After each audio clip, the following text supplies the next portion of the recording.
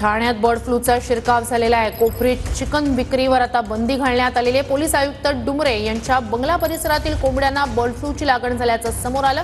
त्यानंतर आता या परिसरातील म्हणजे कोपरीतील चिकन विक्रीची दुकानं 5 तारखेपर्यंत बंद ठेवण्याचे आदेश देण्यात आले। तर याचाच आढावा घेतला आमच्या प्रतिनिधींनी। ठाण्यातील कोपरी परिसरात चिकन मटन दुकान बंद करण्याचे आदेश महापालिकेने दिलेले आहेत। ठाण्यातील 12 बंगला परिसरात पोलीस आयुक्त आशुतोष डुमरे यांच्या निवासस्थानी जे कोंबड्या होत्या त्यांना बर्ड फ्लूची लागण झाल्यामुळे ठाण्यातील कोपरी परिसरातील 1 किलोमीटरच्या अंतरावरतील सर्वच दुकाने जे चिकन मटणाची बंद करण्याचे आदेश महापालिकेने दिलेले आहेत। तसेच पाहायला गेले तर या ठिकाणी असणाऱ्या ज्या दुकानं आहेत ती 2 दिवसापूर्वी दुकाने जे ते बंद ठेवण्यात आलेली आहे।